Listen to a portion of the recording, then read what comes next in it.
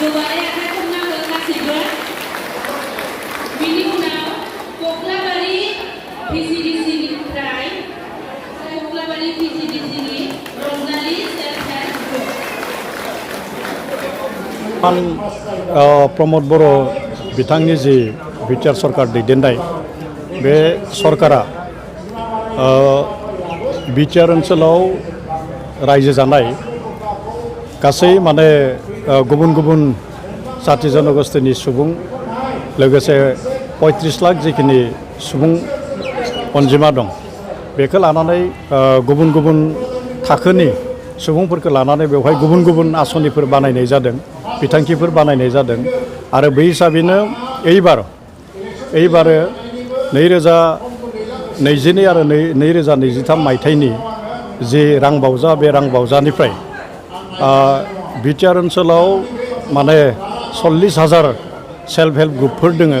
40,000 self help group दोङो आरो बे 40,000 सेल्फ हेल्प ग्रुपनिनो 3,865टा सेल्फ हेल्प ग्रुपनो इतिमध्य 75,000 रांनि गिबि बावजा हिसाबै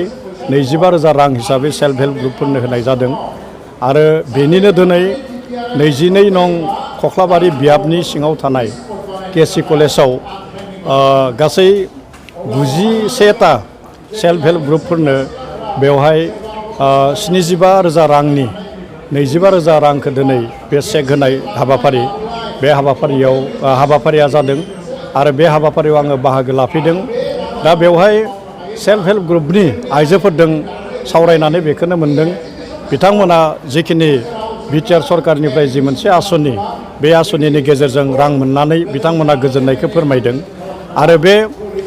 आसनिनि जिखिनि रां बे रांजों बिथांमोना गावबा गावनि सेल्फ हेल्प ग्रुपआ मायबा नङा मायबा बेखौ मावनो थाखाय बिथांमोना इतिमध्य गरन्थ खालामदों आरो बे हिसाबैनो बिथांमोना खामानिखौ मावलांनो नागिरदों सोरबाया अमा फिसिनाय सोरबाया दाउ फिसिनाय सोरबाया बोरमा फिसिनाय आरो सोरबाया बेवहाय दानाय लुनाय आखाइनि खामानिखौ लानानै बिथांमोना आवगायलांनो नागिरदों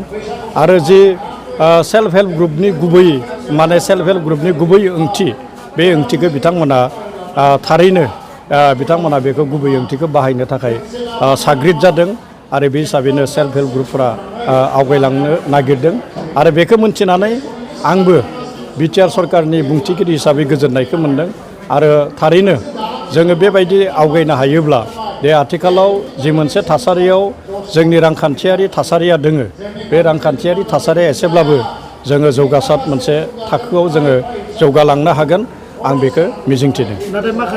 बिथांमोननोबो होनो थांगासिनो दोङो बे 2023 आरो 2024 मायथाइनि जि रां बावजा बे रां बावजानिफ्राय फैबाय थानाय समाव सेल्फ हेल्प ग्रुपनो 6,000 सेल्फ हेल्प ग्रुपनो आरोबाव बे एखे रोखोमनि जि रांनि अनजिमा बे रांनि अनजिमाखौ होगोन आरो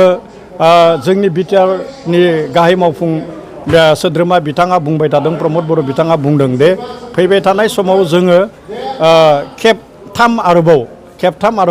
बे सेल्फ हेल्प ग्रुपनो रां अनसुंथाइखौ होगोन आरो जिखिनि बाखि थागोन बे बाखि थानाय समफोराव आद्रा थानाय सेल्फ हेल्प ग्रुपफोरखौ आद्रा थानाय समाव गासैनोबो बेनि जि रां अनसुंथाइ बे रां अनसुंथाइखौ होनो थाखाय बिटिआर सरकारा थिग खालामखाबाय होननानै बिथाङा फोरमायदों आरो बिथाङा गेजेर गेजेर बेखौ फोसावबाय थादों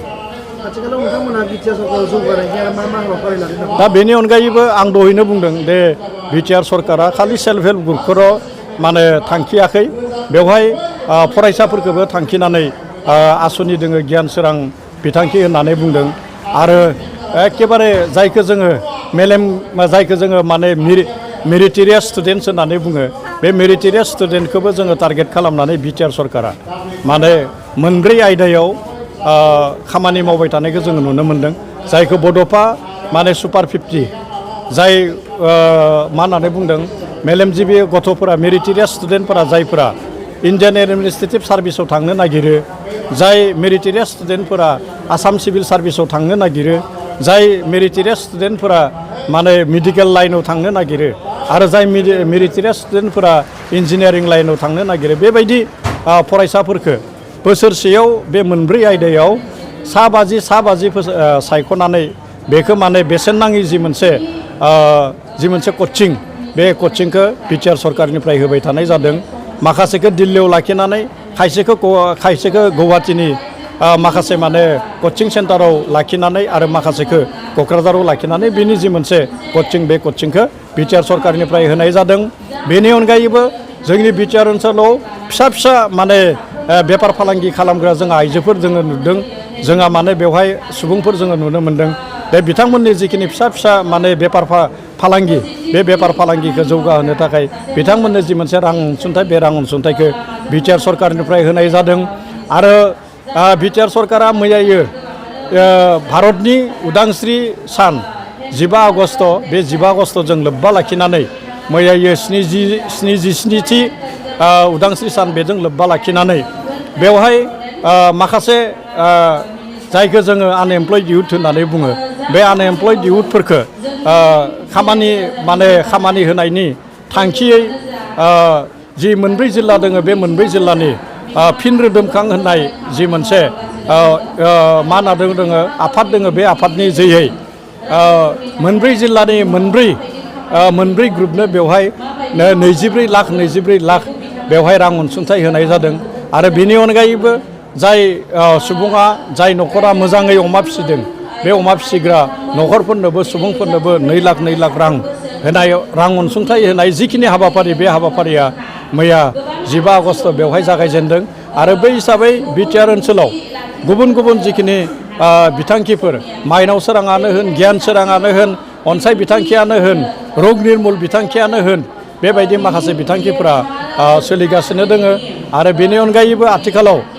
बिटिआरनि गाहाय बिथां प्रमद बर'आ बिटिआर ओनसोलखौ माबायदिहाय गोजोनाव जोङो बेखौ लाखिनो हायो दा बेनि थाखाय बेनि सायाव खामानि मावबाय थादों जोङो नुनो मोन्दों 2020 मायथाइनि 27 जानुवारियाव जानाय जि गोजोन बर' सुक्ति बे गोजोन बर' सुक्तिनिफ्राय जोङो बे बिटिआर ओनसोलाव दा गोजोन जि मोनसे थासारि बे गोजोन थासारिखौ जोङो नुनो मोन्दों आरो बे गोजोन थासारि जेब्ला ओनसोलाव थायो गोजोन थासारिया जेब्ला ओनसोलाव थायो बेवहाय जौगासार हाबाफारि मावनायाव बियो जोबोद मोनसे थुलुंगा होयो आरो बे हिसाबैनो आथिखालाव बिटिआरनि गाहाय बिथां प्रमद बर'नि दैदेननायाव माखासे बिथांखिफोरखौ लानानै बिटिआर ओनसोलखौ जौगानायनि जि थांखि बेखौ लानानै खामानि मावबाय थानायखौ जोङो नुनो मोन्दों।